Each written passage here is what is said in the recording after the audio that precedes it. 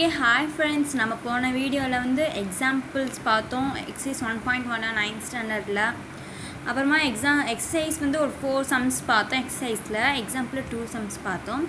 இப்போ நம்ம கண்டினியூஷனாக 5th some பார்க்கலாம். எக்ஸசைஸ் 1.1ல் இப்போ என்ன கேட்டிருக்காங்கன்னு பாருங்கள்.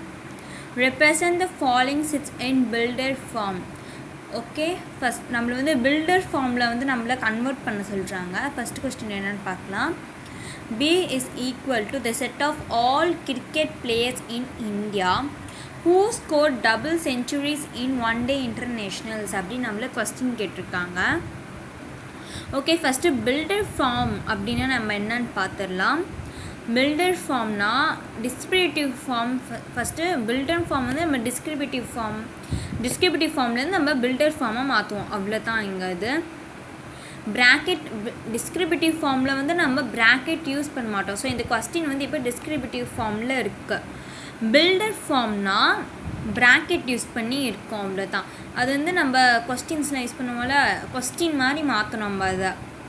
ஓகே, இப்போ the set of all cricket players in India who score double centuries in one day internationals அப்படின்னு நம்மளுக்கு கொஸ்டின் கேட்டிருக்காங்க. ஃபஸ்ட் நம்ம B is equal to எழுதிக்கலாம். அப்புறமா open the curly bracket.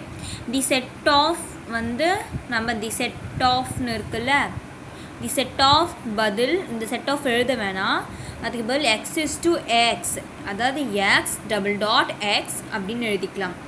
Curly bracket open பண்ணி அப்புறமா is an Indian cricket players who score double centuries in one day internationals.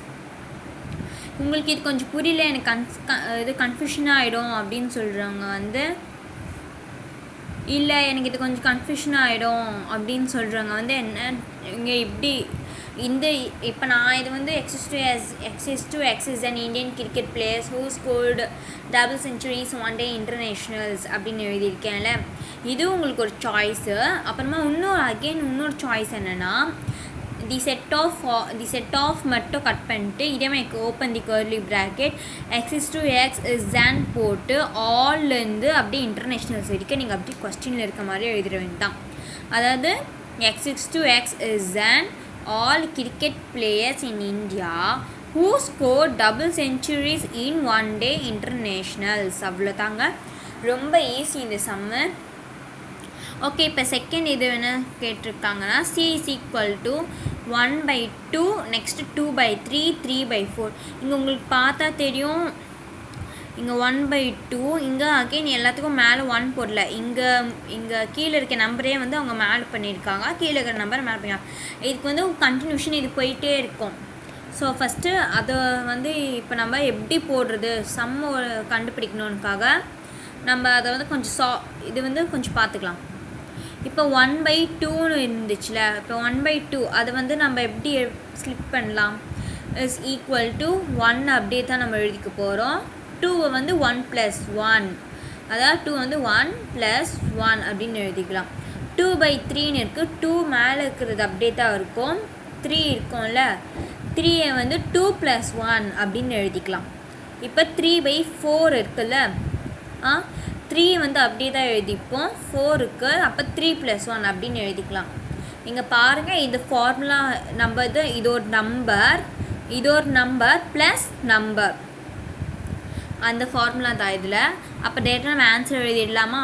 C is equal to எழுதிக்கணும். Open the curly bracket x is to x இது கூட நம்ம X is to X இதில் போடணுமா அப்படின்னு கேட்டோம்னா தேவையில்லை. இதோடைய இன்னொரு மெத்தடுக்கு நான் கொஞ்சம் காட்டுறேன். இதோடைய அகெயின் சாய்ஸ் வந்து நான் உங்களுக்கு இங்கே எழுதி காட்டுறேன். நீங்கள் வந்து n போட்டு n/n + 1, அதாவது இங்கே நான் உங்களுக்கு வந்து n அகெயின் சொல்லிட்டு தெரியாமல், இங்கே n வந்து ஆல்ரெடி இங்கே இது 1 ஒரு நம்பர், இது n ஒரு நம்பர், இங்கே நம்ம எல்லாத்துக்கும் 1 தான் நம்ம ஆட் பண்ணுவோம். ஓகேவா, இப்போ 4க்கு 3 + 1 4, 2 3க்கு 2 + 1 1க்கு 1 + 1, இது எல்லாத்துக்கும் லாஸ்ட் நம்ம 1 தான் நம்ம எண்டிங்காக பண்ணணும். ஓகே, இப்போ 2 + 2 அப்படின்லாம் நம்ம போடக்கூடாது. ஓகேவா, அதே மாதிரி இங்கே இருக்கிறதும் இந்த மார்க்கும் இந்த 1 தான் நம்மளுக்கு வரணும், ஏன்னா அதுதான் ஃபார்முலா வைஸ். அப்புறமா வந்து நம்ம n/n + 1, n belongs natural. வேணா இது வந்து நேச்சுரல் இதில் இருக்குது, நேச்சுரல் நம்பர். ஓகேவா? அப்போ இது உங்களுக்கு இது ஒரு மெத்தட் இருக்குது, இது ஒரு மெத்தட் இருக்குது. உங்களுக்கு இந்த 2 மெத்தடில் எது ஈஸியாக இருக்கும்?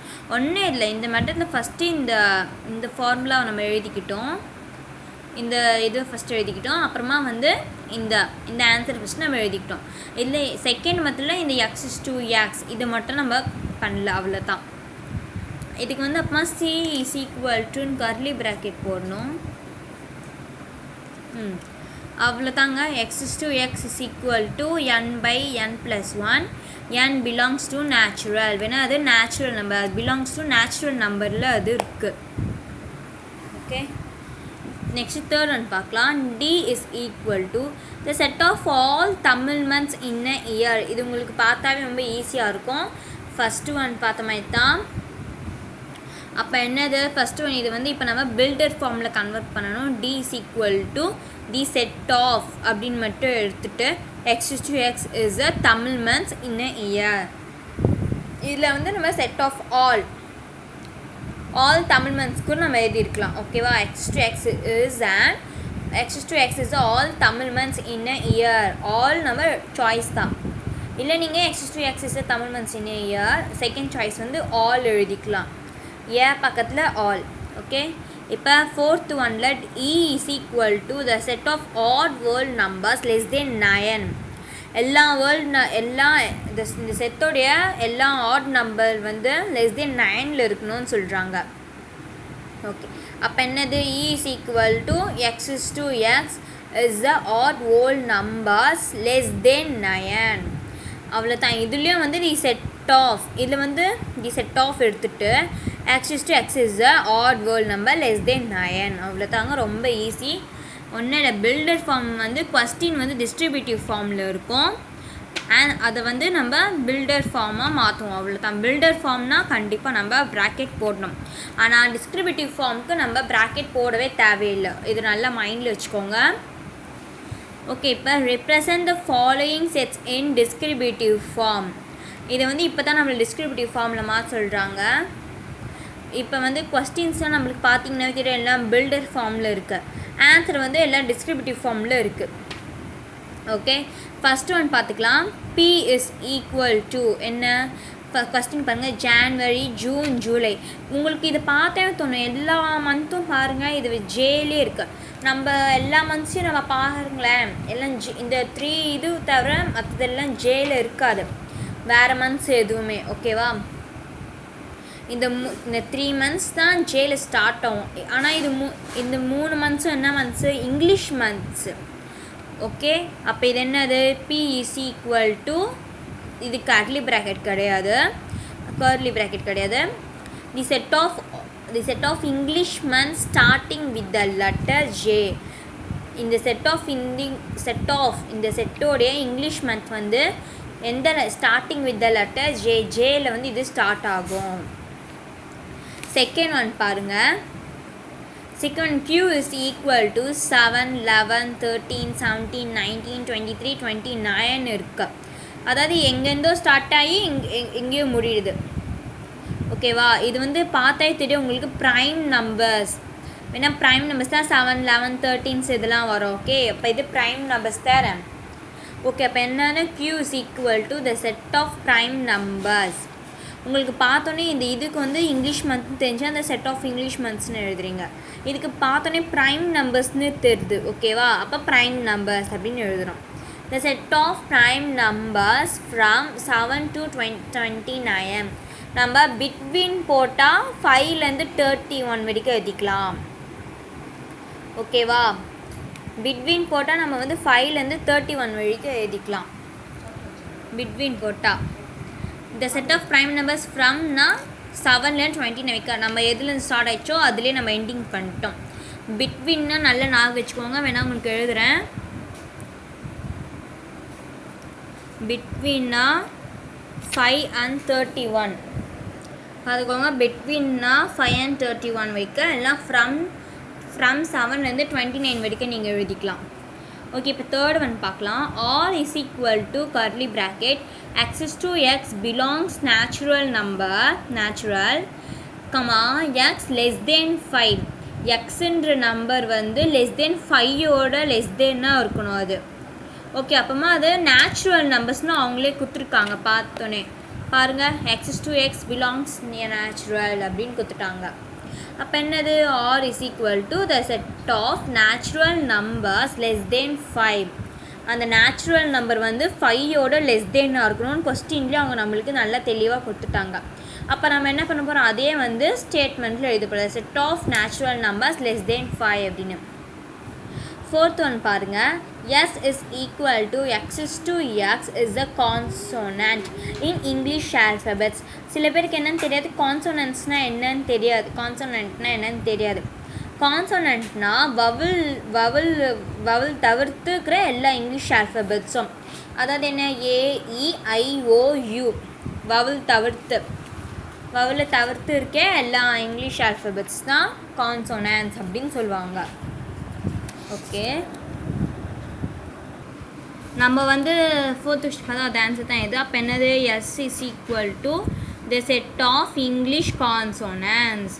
என்னது, the S is equal to the set of English consonants. நீங்கள் இப்படியே எழுதிக்கலாம், இல்லைனா x to x is the set of consonant in English alphabets அப்படின்னு எழுதிக்கலாம். நான் என்ன எழுதிட்டேன்னா the set of English consonants அப்படின்னு எழுதிக்கிட்டேன். ஓகேம்மா, இப்போ எக்ஸசைஸ் 1.1 ஃபுல்லாக முடிஞ்சிச்சு. ரொம்ப ஈஸியாக தான் இருந்திருக்கும். ரோஸ்டர் ஃபார்ம்ன்றது ரொம்ப ஈஸி. பில்டர் ஃபார்மோடைய கொஸ்டின் வந்து டிஸ்ட்ரிபியூட்டிவ் ஃபார்மில் இருக்கும். ஆன்சர் வந்து கர்லி ப்ராக்கெட்ஸ் தான் போட்டு எழுதுவோம். டிஸ்கிரிபியூட்டிவ் ஃபார்ம் வந்து கர்லி ப்ராக்கெட்ஸ் நம்ம அதுக்கு யூஸ் பண்ணக்கூடாது. ரோஸ்டர் ஃபார்ம்னால் என்ன, நம்ம ஆல்ரெடி எழுதின லெட்டரே நம்ம அகெயின் ரிப்பீட் பண்ணி எழுதக்கூடாது, அவ்வளோதாங்க. ஓகே, இப்போ எக்ஸசைஸ் 1.2ல் டைப்ஸ் ஆஃப் செட்ஸ் நம்ம ஃபஸ்ட்டு 2 செட்ஸ் பார்த்துடலாம். வேணா உங்களுக்கு மொத்தமாக பார்த்தா திடீர்னு கன்ஃபியூஷன் ஆகிடலாம்ல, ஆனால் நம்ம 2 பார்க்கலாம். ஓகேவா, நெக்ஸ்ட் வீடியோவில் கொஞ்சம் 3 அந்த மாதிரி என்ன பார்க்கலாம். Empty set. ஃபஸ்ட்டு செட் என்ன, டைப்ஸ் ஆஃப் செட்ஸில் ஃபஸ்ட்டு செட் வந்து எம்டி செட்.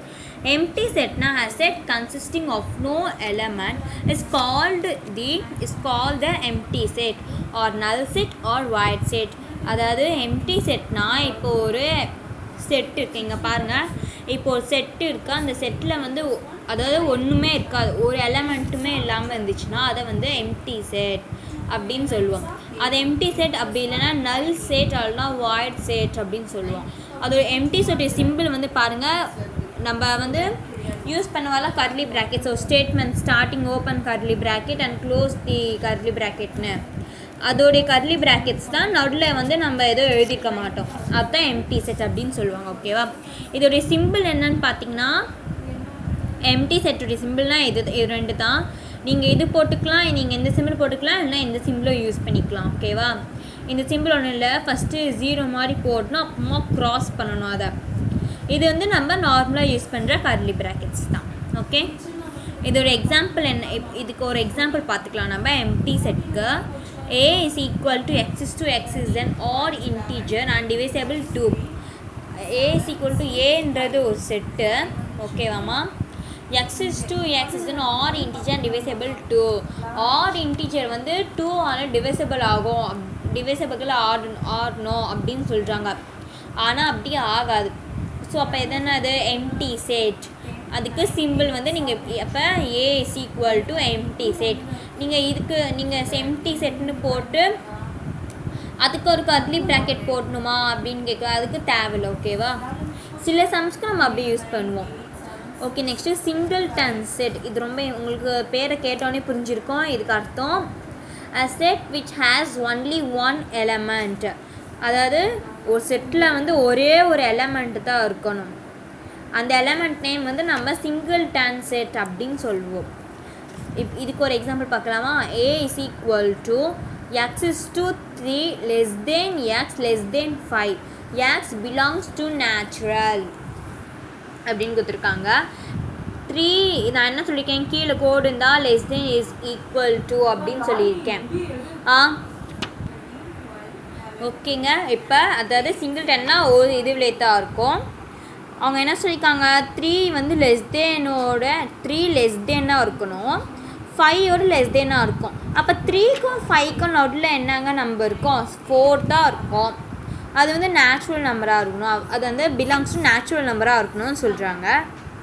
ஓகே, அப்போ 3னா நம்ம என்ன பண்ணிக்கலாம், வேணால் எக்ஸாக்டாக அங்கே ஈக்குவல்டுன்னு இருந்துச்சுன்னா நம்மளுக்கு இது சிங்கிள்டன் செட்டாக வந்திருக்காரு. ஆனால் 3யோடையும் கம்மியாக இருக்கணும், 5யோடையும் கம்மியாக இருக்கணும். 3யோட கம்மினா நம்ம 2 தான் போவோம். ஆனால் இது அது போகக்கூடாது. அப்படி போனால் ரொம்ப நீங்கள் கன்ஃபியூஷன் ஆகிடுவீங்க. நான் என்ன சொல்லியிருக்கேன், பெரிய நம்பர்லேருந்து வரணும்னு பெரிய நம்பர்லேருந்து ரிவர்ஸாக வரணும்னு சொல்லியிருக்கேன். 3லேருந்து போகக்கூடாது. பெரிய நம்பர் எந்த சைடு இருந்தால் சரி, ஆனால் பெரிய நம்பர்லேருந்து தான் நம்ம போகணும். ஓகேவா? ஓகே, இப்போ பெரிய நம்பர் என்ன இதில் 3 பெருசா 5 பெருசா? 5 தானே பெருசா. 5லேருந்து நம்ம ரிவர்ஸாக போனால் 4 தான் இருக்கும். 4ஓட லெஸ்ஸர்னா 3 தான் இருக்கும். அப்போ நம்மளுக்கு ஆன்சர் 4 தரேன். அப்போ இது என்னது? Singleton set. அவ்வளோ தாங்க. ஓகே, இந்த 2 செட்ஸ் நம்ம பார்த்துறோம். நெக்ஸ்ட் வீடியோவில் வந்து நம்ம வந்து இந்த நெக்ஸ்ட்டு செட்ஸ் பார்த்துட்டு நம்ம சம்ஸ்க்கெலாம் போயிடலாங்க. நெக்ஸ்ட் வீடியோவும் பாருங்கள்.